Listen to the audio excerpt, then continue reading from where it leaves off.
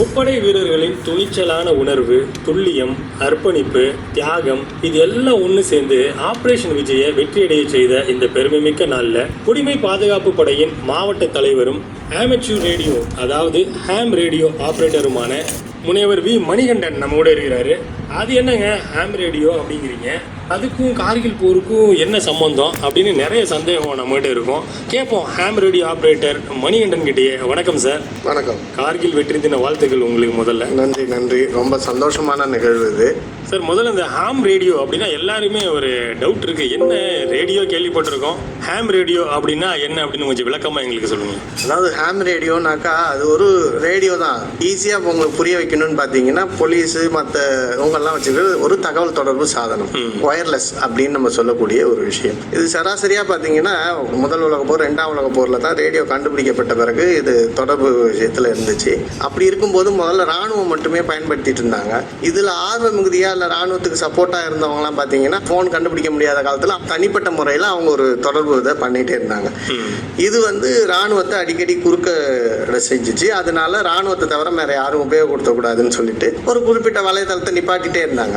நீங்கள் ஃப்ரீக்வன்சியை நிப்பாட்ட புது புது ஃப்ரீக்வன்சியில் வெவ்வேறு விதமான அலைவரிசைகளில் இவங்க பாட்டுக்கு தொடர்ந்து அவங்களோட கம்யூனிகேஷனை பண்ணிட்டு தான் இருந்தாங்க. ஸோ இவங்களை இனிமேல் ஒன்றுமே செய்யவே முடியாது, இவங்களுக்குன்னு ஒரு இது கொடுத்தாகணும் அப்படிங்கிற மாதிரியான ஒரு நாடுகள்லாம் இரண்டாம் உலக போர் சமயத்தில் இந்த மாதிரி ஆராய்ச்சி இதுக்கும் எப்படி பயன்படுத்திக்கலாம் அப்படின்னு சொல்லிட்டு உலக நாடுகள்லையும் ராணுவமும் முயற்சி பண்ணாங்க. அதுக்காக இவங்களுக்குன்னு ஒரு அங்கீகாரம் வழங்குவோம் அப்படின்னு சொல்லி வழங்கப்பட்டது தான். இது முதல்ல எங்கே பார்த்தீங்கன்னாக்கா அமெரிக்காவில் 1909 முதல்ல இவங்களுக்கான அங்கீகாரத்தை வழங்கினாங்க. அதுவும் எப்படி வழங்கினாங்கன்னா, சிறு வயசு பையன் இங்கே நம்ம ஊர்ல எல்லாம் இருக்க மாதிரி அப்பயே அங்கே ரேடியோ வச்சு விளையாண்டு இருந்ததான். அவன் அந்த பகுதியில் நிற்கும் போது ஒரு டேம் உடையுது, அதை பார்த்துட்டு அவன் தனிப்பட்ட முறையில் ஒளிபரப்பு செய்கிறான். இந்த மாதிரி இங்கே டேம் உடஞ்சிச்சின்னு சொல்லிட்டு ஒளிபரப்பு பண்ணுறான். அதை கேட்டுட்டு உள்ளூரில் உள்ளவங்க மற்றவங்கலாம் அந்த இதுலேருந்து தப்பிச்சு எவாக்குவேட் ஆகுறாங்க. அங்கே உள்ள மக்களை காப்பாற்றுறதுக்கு இந்த மாதிரியான விஷயத்தையும் இது பண்ணலான்னு சொல்லி முதல் அங்கீகரிக்கப்பட்டது. எனக்கு தெரிஞ்சு இதுதான் முதல் ஹாம் ரேடியோங்கிற ஒரு தான் அங்கீகரிச்சாங்க. Okay sir. இப்போ ஹாம் ரேடியோ இது எதுக்கெல்லாம் பயன்படுத்துகிறாங்க? இப்போ சொன்னீங்க அவர் அனௌன்ஸ் பண்ணார் அப்படின்னா, இப்போ நாங்கள் ரேடியோ ரிசீவரில் கேட்குறோம். அப்போ அவங்க உங்களோட அறிவிப்பு எதில் கேட்பாங்க? அதுக்கான தொழில்நுட்பம் என்ன? ஆரம்ப காலகட்டத்தில் பார்த்தீங்கன்னாக்கா வெவ்வேறு அலைவரிசையில் அவங்க மாற்றி செஞ்சுட்டு இருந்தாங்க. இப்போ இது அங்கீகரிக்கப்பட்ட பிறகு எல்லா விதமான அலைவரிசையிலையும் இவங்க தொடர்ந்து இந்த மாதிரி குறுக்கீடு வந்துடும் அப்படின்னு சொல்லிட்டு உலக நாடுகளில் உள்ள எல்லாரும் ஒரு அசோசியேஷன் சேர்ந்து கம்யூனிகேஷன் அமைச்சகம், யுனெஸ்கோலேருந்து நம்ம யுஎன்ஏ எல்லாம் வந்த பிறகு இவங்களுக்குன்னு ஒரு அங்கீகாரம் கொடுக்கப்படணும்னு ஆரம்பிச்சது தான். அப்படி அதில் பார்த்தீங்கன்னா world wide around the world ஃபுல்லாக ஒரு கம்யூனிகேஷனுக்காக ஒரு அமைப்பு ஆரம்பிக்கப்பட்டது. அந்த அமைப்பு மூலமாக என்ன செஞ்சாங்க, இவங்க குறிப்பிட்ட இந்த அலைவரிசையெல்லாம் பயன்படுத்திக்கலாம் அப்படின்னு சொல்லி அங்கீகரிக்கப்பட்டது. இதில் மற்றவங்களுக்கும் எங்களுக்கும் உள்ள மிகப்பெரிய சந்தோஷமான விஷயம் என்னன்னா, இதே எஃப்எம்மோ இல்லை காவல்துறையோ இல்லை மற்றவங்களோ என்னன்னாக்கா ஒரு குறிப்பிட்ட அலைவரிசையை மட்டும் திறனாக ஃபிக்ஸ்டாக இருக்கும். அவங்க அதுலேருந்து எக்காரணத்தை கொண்டு மாற முடியாது.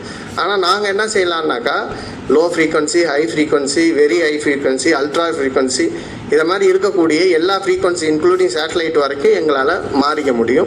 ஏறக்குறைய 1500 ஃப்ரீக்வன்சியை நாங்கள் மாறி உபயோகப்படுத்துறதுக்கான அனுமதி எங்கள்கிட்ட இருக்குது. இல்லை, இவ்வளவு விஷயங்கள் சிறப்பு தகுதிகள்லாம் உங்களுக்கு கொடுத்துருக்காங்க. அப்படிங்கும்போது இந்த ரேடியோவை ஆப்ரேட் பண்ணணும் அப்படின்னா அதுக்கு ஏதாவது தகுதிகள் இருக்குங்களா? இல்லை, கண்டிப்பாக இருக்குது. அந்த தகுதி தான் ரொம்ப மிக முக்கியமான விஷயம். உங்களுக்கு ரேடியோ பற்றிய அறிவும் ஆர்வமும், பேசிக் எலக்ட்ரானிக்ஸை பற்றி ஒரு அறிவு. ஏன்னா ஆரம்ப காலகட்டத்தில் ரேடியோ அவங்களே சொந்தமாக தயார் பண்ணாங்க.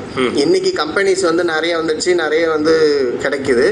ஆரம்ப காலத்தில் பார்த்தீங்கன்னாக்கா அவங்களே சொந்தமாக தயார் பண்ணுறதுனால பேசிக்கான ஒரு எலக்ட்ரானிக்ஸ் அறிவு வேணும் அப்படின்ட்டு அதில் ஒரு பார்ட் வச்சுருக்காங்க. அதில் பேசிக் எலக்ட்ரானிக்ஸ் ஒரு பேப்பர் எக்ஸாம் எழுதுறதுல. அடுத்தது பார்த்தீங்கன்னா இந்திய கம்யூனிகேஷனோட சட்டத்திட்டங்கள் 2 பேப்பர் எழுதணும். குறைஞ்சபட்சம் 12 வயசு இருந்தாலே இந்த பரீட்சையை எழுத ஆரம்பிக்கலாம். இதில் இந்தியாவை பொறுத்த வரைக்கும் நிறைய கிரேட்ஸ் இருந்துச்சு பரீட்சையில். ராஜீவ்காந்தி பிரைம் மினிஸ்டராக இருந்த காலகட்டத்தில் அவரு தான் இதை கொஞ்சம் வேர்ல்டு வைடாக மாற்றுற மாதிரி இங்கே இந்தியாவுக்கு ரொம்ப சலுகைகள் வழங்கினார். என்னன்னாக்கா அவரு ஒரு ஹாம் ரேடியோ ஆப்ரேட்டர். ஏன்னா அதை சார்ந்தவங்க ஆரம்ப காலகட்டத்தில் இந்திய சுதந்திரத்துக்காக பிரிட்டிஷ் அரசாங்கத்துக்கு தெரியாமல் இந்த ஹாம் ரேடியோ மூலமாக நிறைய ஒளிபரப்புகள் இந்திய சுதந்திரத்தை பற்றியே பேசினாங்க. இது மட்டும் இல்லாமல் பார்த்தீங்கன்னா இராணுவத்தில் நம்ம சுபாஷ் சந்திர போஸ் அவர்களோட தொடர்பில் இருக்கும்போது இந்த மாதிரியான ரேடியோக்கள்லாம் ரஷ்யா அவங்கெல்லாம் பயன்படுத்தினாங்க. அந்த காலகட்டத்தில் இதுக்கு ஹாம்னு பேர் இல்லை. பொதுவாக வந்து ஹேம்னாக்கா நிறைய பேருக்கு கன்ஃபியூஷன் இருக்குது, இன்றைக்கி உலக அளவே இருக்குது. அமெச்சூர் ரேடியோவுக்கும் HAM-க்கும் சம்மந்தமே கிடையாது. அதனால அவங்க என்ன செய்கிறாங்க, ஒவ்வொரு நாடுகளையும் ஒவ்வொரு பேர் வச்சுக்கிறாங்க. ஹோம் ரேடியோ, வீட்டில் இருந்து இருக்கு பண்ணுறதுனால ஹோம் ரேடியோன்னு சில பேர் பண்ணுறாங்க. சில பேர் வந்து ஹலோ ஆல் மேன்கைண்ட், அதோட ஷார்ட் ஃபார்ம். ஏன்னா மேன்கைண்டோட ஒர்க் அதிகமாக இருக்கிறதுனால அப்படி பண்ணிட்டு இருந்தாங்க. அடுத்தது ஹாய் மேன் பாப் அப்படின்னு சொல்லிட்டு இது மாதிரி வெவ்வேறு வச்சுருந்தாலும் அதுக்கு ஹேமோட ஷார்ட் ஃபார்ம் வேர்ல்டு வைடில் வந்து அமெச்சூர் ரேடியோ ஆப்ரேட்டர் தான், யூனிவர்சலாக. ஆமாம். ஓகே சார், இப்போ பார்த்தீங்கன்னா ஒரு ரேடியோ ஸ்டேஷன் அப்படின்னா ஒரு கண்ட்ரோல் ரூம் இருக்கும், ஒரு ப்ரோக்ராம் செட்டப் இருக்கும், டிரான்ஸ்மிட்டர் இருக்கும், இந்த மாதிரி ஒரு பெரிய தொழில்நுட்ப கட்டமைப்பே இருக்கும். அந்த மாதிரி இப்போ ஹேம் ரேடியோ அப்படின்னு ஒரே வாரத்தில் சொல்லிடுறீங்க, எப்படி அதை நீங்கள் ஆப்ரேட் பண்ணுறீங்க, என்னென்ன தொழில்நுட்பம்லாம் யூஸ் பண்ணுறீங்க? இதில் ரொம்ப சிம்பிளான விஷயம். பழைய காலத்தில் வந்து ரேடியோ ரிசீவர் இருக்குல்ல, உங்கள்கிட்டேருந்து நாங்கள் ரிசீவ் பண்ணுறோம்ல, அதிலே வந்து தொழில்நுட்பத்தை டிரான்ஸ்மிட்டும் பண்ணுவாங்க. எனக்கு தெரிஞ்ச ITI ஸ்டூடெண்ட்ஸு இவங்கெல்லாம் பார்த்தீங்கன்னா ஒரு குறிப்பிட்ட மீட்ரு கணக்கில் பார்த்தீங்கன்னா இந்த FM மைக்ஸு ஒரு காலகட்டம்லாம் ரொம்ப ஃபேமஸாக இருந்துச்சு. நம்ம FM மைக் வச்சு நம்ம ரேடியோவில் நம்ம குரலை கேட்கலாம், ரொம்ப ஃபேமஸ். அது 95, 96லாம் அதே போல் டிரான்ஸ்மிட் அண்ட் டிரான்ஸ் ரிசீவரை பயன்படுத்திட்டு இருந்தாங்க. இதை தொழில்நுட்பம் நல்லா தெரிஞ்சவங்க எந்த அளவுக்கு பண்ணலான்னு ஆரம்ப காலத்தில் செஞ்சுட்டு இருந்தாங்க. ஆனால் இப்போ பார்த்தீங்கன்னா அரசாங்கமே வந்து இப்போ கென்வுட்டு, போலீஸில் வச்சுருக்கக்கூடிய, ஆர்மியில் வச்சுருக்கக்கூடிய எல்லா கம்பெனிக்கும் அமெச்சூர் ரேடியோன்னு ஓப்பன் ஃப்ரீக்வன்சியோட விற்கிறாங்க. அதை வாங்கணும்னா நம்ம இந்த லைசன்ஸ் வச்சுருக்கணும். லைசன்ஸ் இருந்தால் தான் உங்களுக்கு கொடுப்பாங்க. இது வெறும் சின்ன ஒரு பாக்ஸ், இன்னும் சொல்ல போனாக்கா 3/4 அடிக்கு 1 அடி அந்த கேப்பில் தான் இருக்கும். அதுக்கு வெறும் 12 வோல்ட் ஒரு பேட்டரி போதும். ஆண்டனா வீட்டு உயரத்தில் ஒரு சாதாரண ஒரு ஆண்டனா, அந்த ஆண்டனாவும் நம்மளே தயார் பண்ணிக்கலாம், இல்லை அதுவும் ரெடிமேடாக வந்து ஆன்லைனில் இப்போ ஈஸியாக பர்ச்சேஸ் பண்ணிக்கலாம். ஓவராலாக பார்த்தீங்கன்னா ஒரு 10,000 ரூபாய்க்குள்ளாரே இந்த மெட்டீரியல்ஸை வந்து நம்ம வச்சுட்டு டிரான்ஸ்மிட் பண்ணிக்கலாம். இதில் பெரிய விஷயம் என்னென்னா, இது ஐனோஸ்பியர் ரிஃப்ளெக்டட், இதுக்கு சேட்டலைட்டோ வேறு எதுவுமே தேவையில்லை. அதனால நம்ம வந்து நாடு விட்டு நாடு, கண்டம் விட்டு கண்டம், யார்கிட்ட வேணாலும் நம்மள மாதிரி ஹேம் ரேடியோ ஆப்ரேட்டர்கிட்ட பேசலாம். ஹேம் ரேடியோ முக்கியத்துவம்னா என்ன, ஏன் இது தேவை நமக்கு? இதோட ரொம்ப முக்கியத்துவம் வந்து எப்போ வெளிப்பட்டதுன்னா சார், சுனாமி காலகட்டத்தில் ரொம்ப வெளிப்பட்டது சார். சுனாமியில் வந்து சென்னையிலேருந்து அந்தமான் நிக்கோபாருக்கு வந்து லக்ஷ்மி பிரசாத் அப்படின்னு கூடியவங்க வந்து அங்கே உள்ள ஸ்கவுட் பாய்ஸுக்கு வந்து ஹேம் ரேடியோ அவேர்னஸ் கொடுக்க போயிருந்தாங்க. அந்த டைமில் தான் அவங்க ஹோட்டலில் தங்கியிருந்தாங்க. ஞாயிற்றுக்கிழமை அன்னைக்கு இப்போ சுனாமி ஏற்பட்டது.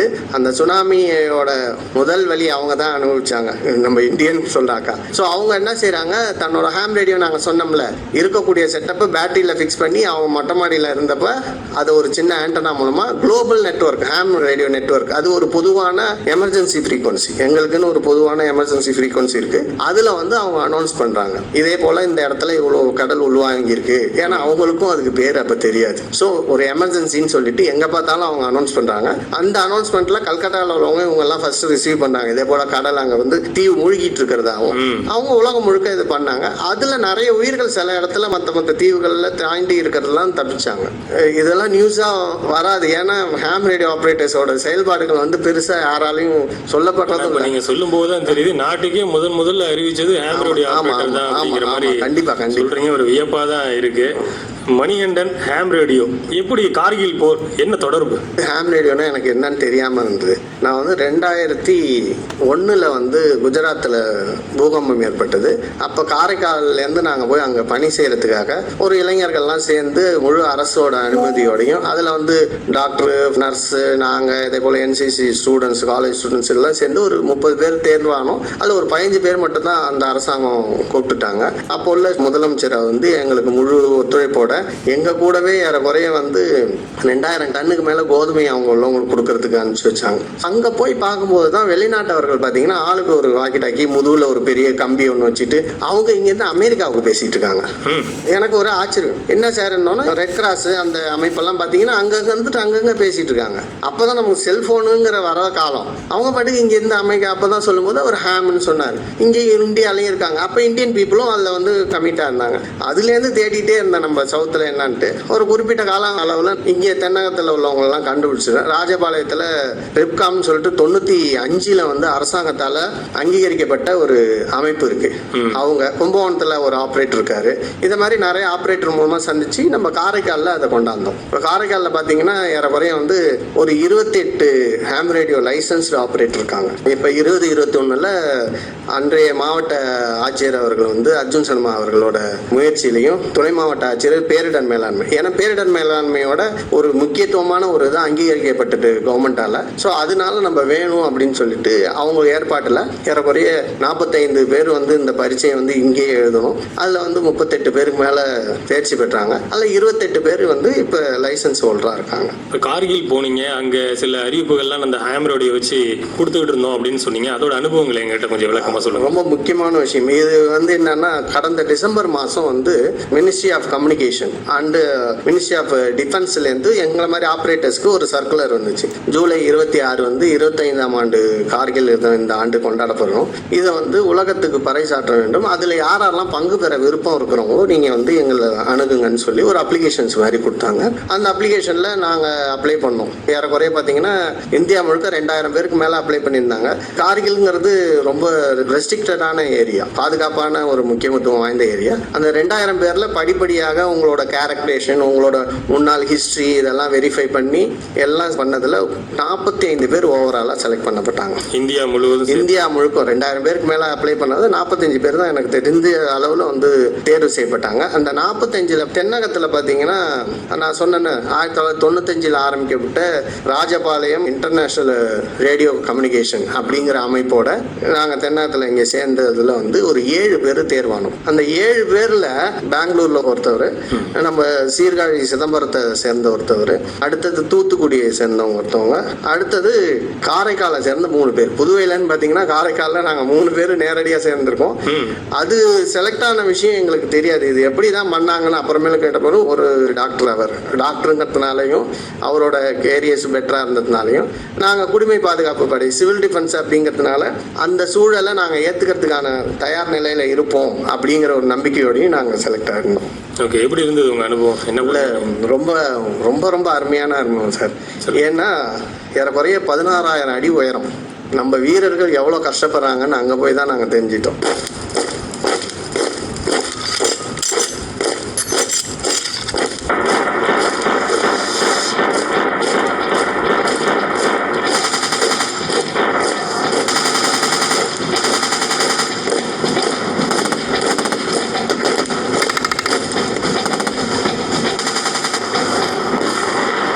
ஏறக்குறைய 16,000 அடி உயரம் சார். அந்த உயரத்தில் வீரர்கள் எவ்வளோ கஷ்டப்படுறாங்க அப்படின்னு அங்கே போய் பார்க்கும் பட்சத்தில் தான் எனக்கு தெரிஞ்சிச்சு. நாங்கள் நேரடியாக அங்கே போனால் எங்களோட உடல் வந்து ஒத்துக்குமா இல்லையாங்கிறதுக்காக இராணுவம் என்ன செஞ்சாங்கன்னாக்கா, முதல் எடுத்தோடனே ஒரு 12-13,000 அடி அந்த மட்டத்தில் பள்ளத்தாக்கு, அங்கே இராணுவத்தால் வந்து ஒரு பள்ளி நடத்தப்பட்டு வருது. அந்த உள்ளூர் மக்களுக்கு பள்ளி நடத்தப்பட்டு வருது. அவங்க மூலமாக வந்து ஒரு கம்யூனிட்டி ரேடியோ வச்சுருக்காங்க, கார்கில் எஃப்எம்னு சொல்லிட்டு சமுதாய வானொலி மூலமாக அங்கே உள்ள பப்ளிக்கு அங்கே உள்ள நிகழ்ச்சிகள் பெருமைகள் பற்றி இராணுவம் மூலமாக பறைசாற்றிட்டு இருந்தாங்க.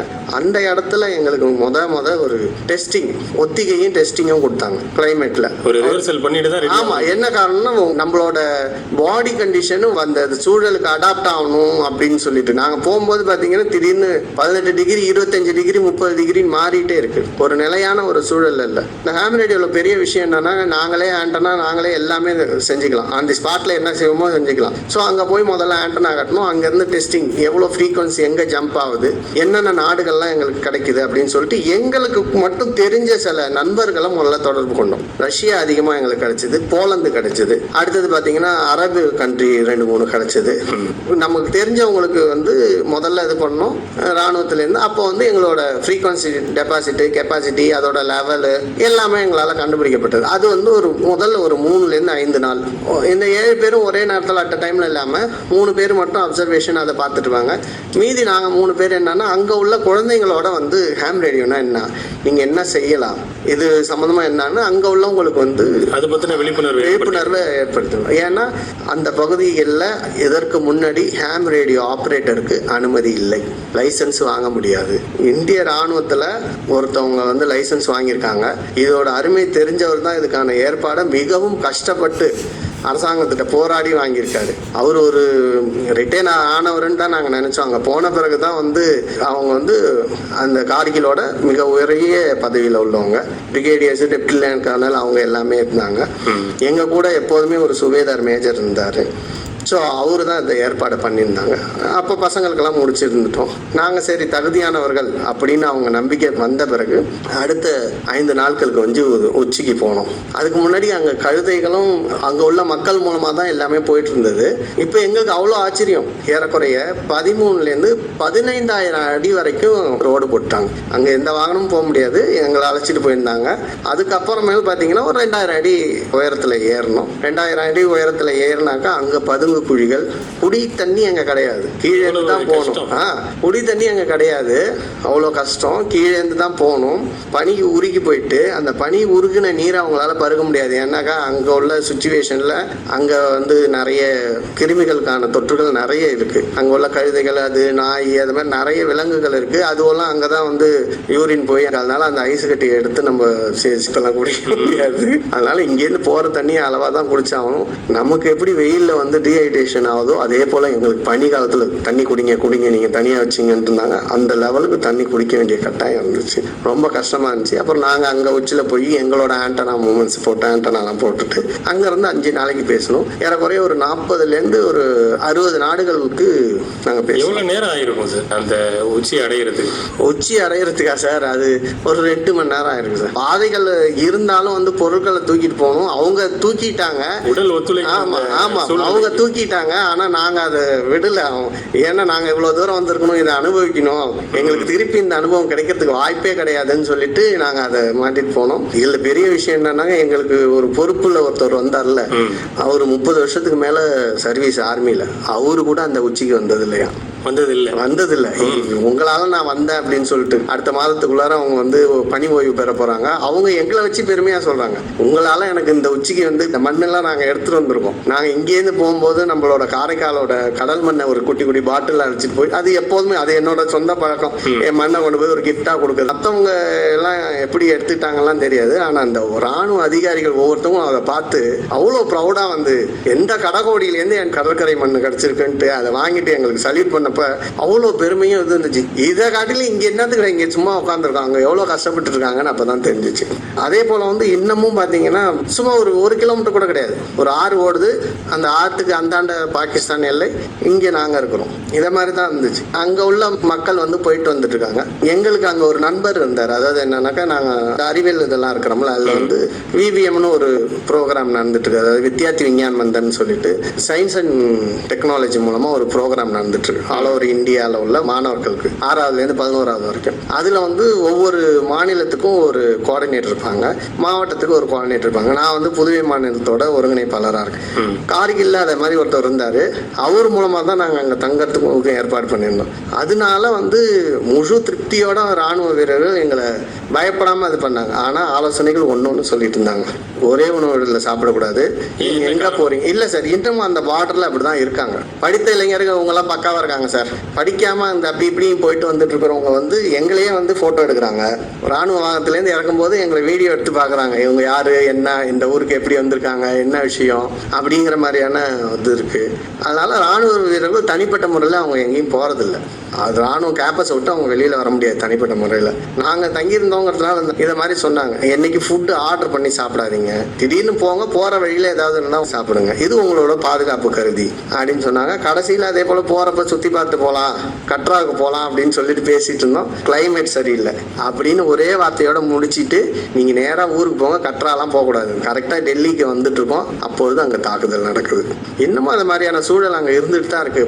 படித்த இளைஞர்கள் உச்சி அடைஞ்சதுக்கு அப்புறம் அந்த இடத்துல என்ன அறிவிப்பு பண்ணீங்க? ஏன்னா போனது அதுக்கு தான். கண்டிப்பா அது ரொம்ப முக்கியமான விஷயம்.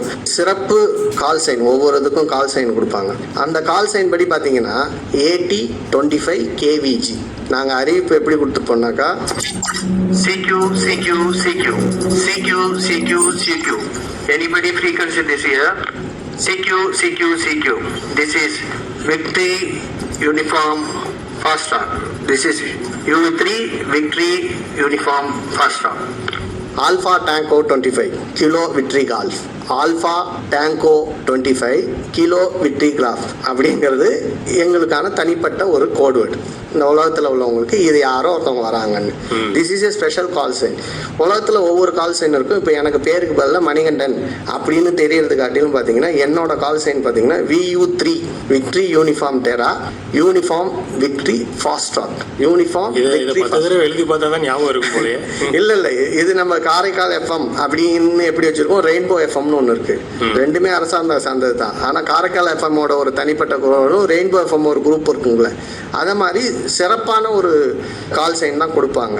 இந்த கால் சைனில் தான் நாங்கள் உலகம் முழுக்க நாங்கள் பேசுகிறோம். ஹெலிகாப்டர் ஃப்ளைட்டில் எங்கேயாவது பார்த்துருப்பீங்க, ஃப்ளைட்டுக்கு பக்கத்தில் பெருசாக VTன்னு எழுதியிருக்கும். இந்தியானாக்கா V. இதுதான் உலகம் முழுக்க கம்யூனிகேஷனோட முக்கியமான விஷயம். இந்தியானாக்கா வி லேண்டுன்னு பேர். இந்த V போய் பாருங்க, ஹெலிகாப்டர் பார்த்தீங்கன்னா பின்னாடி இந்த வால் கிட்ட போட்டிருக்கோம் VT. அதாவது என்னன்னாக்கா டிரான்ஸ்போர்ட்டுக்கான உள்ள அந்த சைன் போர்டு. அவங்கள்ட்ட எங்களால் பேச முடியும். இப்போ இன்கேஸ் ஃப்ளைட்டில் போயிட்டு இருக்கிறாங்கன்னா நாங்கள் இடைமறிக்க கூடாது. அவசர காலத்தில் அவங்க கத்திட்டு இருப்பாங்க. நீங்கள் சினிமாலாம் பார்த்துருப்பீங்க, மேடே மேடே மேடே அப்படின்ட்டு.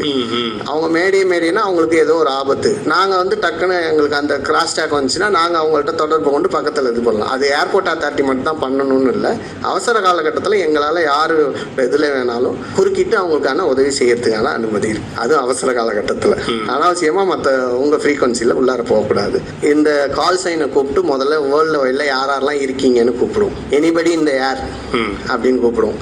Alpha tango 25 golf victory golf அப்படின்னு சொல்லிட்டு யாராவது இருக்கீங்களான்னா யாராவது வருவாங்க. அந்த ஃப்ரீக்வன்சியில் வருவாங்க. அந்த ஃப்ரீக்வன்சியில் வரவங்க உடனே அவங்கள இப்போ நான் சொன்னேன்ல அதே போல் விக்ட்ரி யூனிஃபார்ம் அவங்களோட கால் சைனை சொல்லிட்டு நான் இதே போல் இருக்கிறேன் என்ன விஷயம்னு கேட்பாங்க. நாங்கள் இது வந்து ஒரு சிறப்பான ஒரு டிரான்ஸ்மிட் பண்ணுறோம், எங்களோட நாட்டின் பெருமைக்காக சொல்கிறோம். முதல்ல ஆரம்பிச்சது வந்து இந்தியாவில் இத்தனை ஆண்டுகளுக்கு முன்னாடி கார்கில் வெற்றி அடைஞ்சனால நாங்கள் இந்த டைகர் ஹில்லையும் இதுலேயும் வந்து வெற்றி பெற்றோம். அதை ராணுவ வீரர்களுக்கான சல்யூட் பண்ற விதத்துல இந்த பெருமையான மூமெண்ட்டை நாங்கள் உங்களுக்கு சொல்றோம் அப்படிங்கிற மாதிரியான விளக்கங்களை ஆங்கிலத்திலையும் மற்ற மொழியிலையும் மாற்றி சொல்லுவோம்.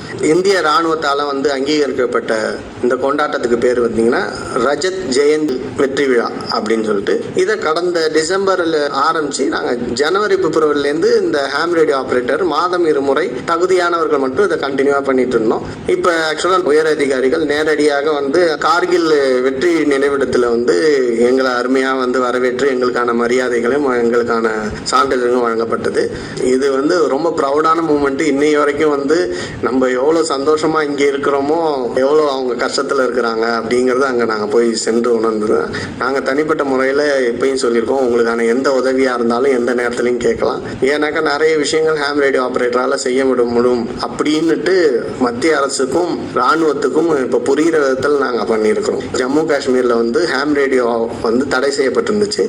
இப்போ எப்போ வந்து யூனியன் டெரிட்டரியா மாறிச்சோ ராணுவ அதிகாரி வந்து ரொம்ப போராடி இதை இது பண்ணியிருக்காங்க. செல்போனை விட இது சேஃப், யாராலையும் ஈஸியாக ட்ராக் பண்ண முடியும். அப்படி இருக்கும் பட்சத்தில் இதை யார் கண்காணிக்க முடியும்னா ஹாம் ரேடியோ ஆப்ரேட்டரால் தான் தேவையற்ற டிஸ்கஷனையோ இல்லை கம்யூனிகேஷனையோ கண்டுபிடிக்க முடியும். அதுக்கான அனுமதி வேணுங்கிற மாதிரியான சில டிஸ்கஷன்லாம் போயிருந்துச்சு. இதில் வந்து ரொம்ப பெருமைப்பட வேண்டிய விஷயம், இந்த 25வது ஆண்டு கார்கில் திவாஸில் நாங்கள் அந்த உச்சியை அடைஞ்சிட்டு வந்தோங்கிறது வந்து ரொம்ப பெருமைக்கான விஷயம். காரைக்கால் டு கார்கில் மணிகண்டனோட பயணம் ஊருக்கும் பெருமை நாட்டுக்கும் பெருமை அப்படின்னு தான் சொல்லணும். இப்போ இறுதியா ஒரு கேள்வி, உங்களுடைய நிகழ்ச்சி வந்து நிறைய இளைஞர்கள் கேட்டுட்டு இருப்பாங்க, இந்த மாதிரி ஹாம் ரேடியோ ஆரம்பிக்கணும், நம்மளும் இதுல வந்து இறங்கி சர்வீஸ் பண்ணணும் அப்படின்னு யோசிச்சுட்டு இருப்பாங்க.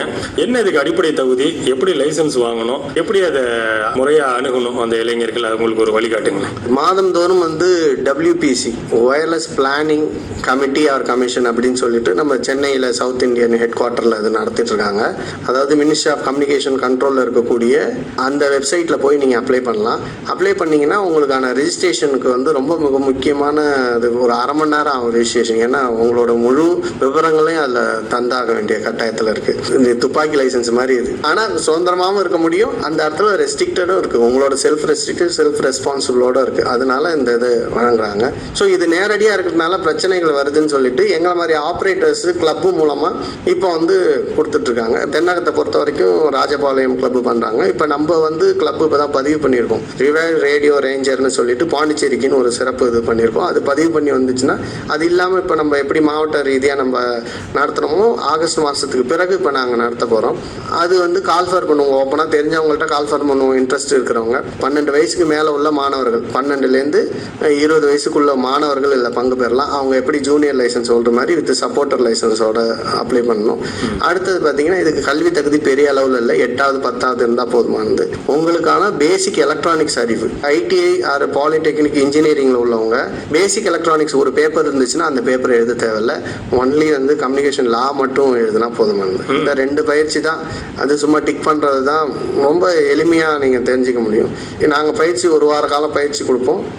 அது உங்களுக்கான ஹால் டிக்கெட் வந்த பிறகு நிறைய பேர் இருந்தாக்கா நம்ம அனுமதியோடு இங்கே பயிற்சி எக்ஸாம் நடத்துவோம். அப்படி இல்லைனாக்கா நீங்கள் நேரடியாக வந்து சென்னையில் தான் போய் எழுதணும். அது முடிஞ்சோடனே உங்களுக்கு தேர்வு முடிஞ்சதோடனே உங்களுக்கான தேர்ச்சி விதத்தை பற்றி உங்களுக்கு வரும். தேர்ச்சி பெற்ற பிறகு எக்ஸாமுக்கு 100 ரூபா பணம் கட்டினா போதும். நீங்கள் பாஸ் ஆகிட்டீங்கன்னு வந்த பிறகு இந்த லைசன்ஸுக்கு அப்ளை பண்ணணும். இந்த லைசன்ஸு வந்து எப்படி அப்ளை பண்ணணும்னா ஒரு 1000 ரூபா பணம் கட்டினீங்கன்னா 10 ஆண்டுகளுக்கான லைசன்ஸு, 2000 ரூபா பணம் கட்டினீங்கன்னா வாழ்நாள் லைசன்ஸ் கொடுத்துருவாங்க. இல்லை 2 கிரேடு எக்ஸாமினேஷன் இருக்குது. ஒன்று வந்து ரெஸ்ட்ரிக்டட், இன்னொன்று ஜென்ரல். ரெஸ்ட்ரிக்டட் வந்து நார்மலாக இந்த 2 பேப்பர் தான். ஜென்ரல் கிரேடுங்கும் போது மோஸ் கோடு இருக்கும். எங்களுக்கு பழைய தந்தி முறை அப்படிங்கிற மாதிரி. இது உங்களுக்கு புரியலன்னாக்கா ரொம்ப ஈஸியாக புரியுறது ஒரே ஒரு விஷயம். பழைய செல்ஃபோனில் பார்த்துப்பீங்க எஸ்எம்எஸோட ஷார்ட் வேவ் தான். டிடிடிட்னா எஸ், டிடிட் அப்படின்னா எம், டிடிடிட் அப்படின்னாக்கா எஸ்.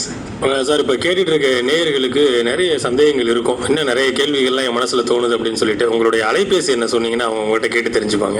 கண்டிப்பாக என்னோட அலைபேசி வந்து 9443302944 9443302944. அதாவது கார்கில் வெற்றி தினம் 25 ஆண்டுகள் வெள்ளி விழா கொண்டாடிட்டு இருக்க நேரத்தில் மணிகண்டனோட நிறைய தகவல்களை வந்து நம்ம பகிர்ந்துக்கிட்டோம். காரைக்கால்ல இருந்து கார்கிலுக்கு போயிட்டு அந்த உச்சியை தொட்ட மணிகண்டன் அவரோட அனுபவத்தை பகிர்ந்துக்கிட்டாரு. நன்றி சார். நன்றி, வணக்கம்.